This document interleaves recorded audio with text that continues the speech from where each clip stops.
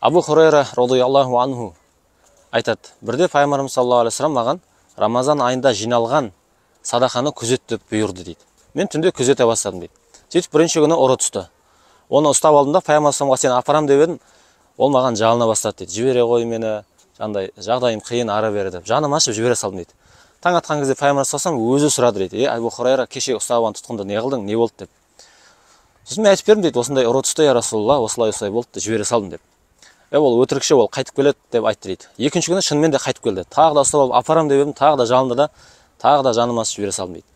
Пайғамбарымыз тағы да таңертең айтады, ол өтірікші, қайтып келеді ол деп. Үшінші күні келген кезде мен айттым дейді, сен енді бүгін точно апарам пайғамбарымызға.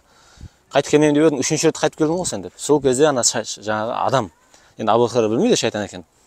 Адам айтты дейді, жаңағы адам кейпіндегі. Сен мені жібер, мен саған пайдасы тиетін бірдеңе үйретейін деген. Әр күні түнде жатарда аятул курси оқып жат. Солай істесең, таң атқанға дейін Алла Тағала сенің қасыңа бір сені қорғап тұратын бір періште жібереді.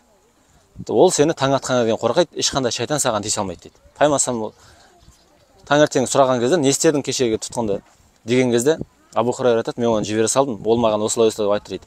Ол өтірікші, бірақ саған рас айтып тұр дейді. Аятул курсидің сондай пайдасы туралы пайғамбарымыз рас айтқан дейді.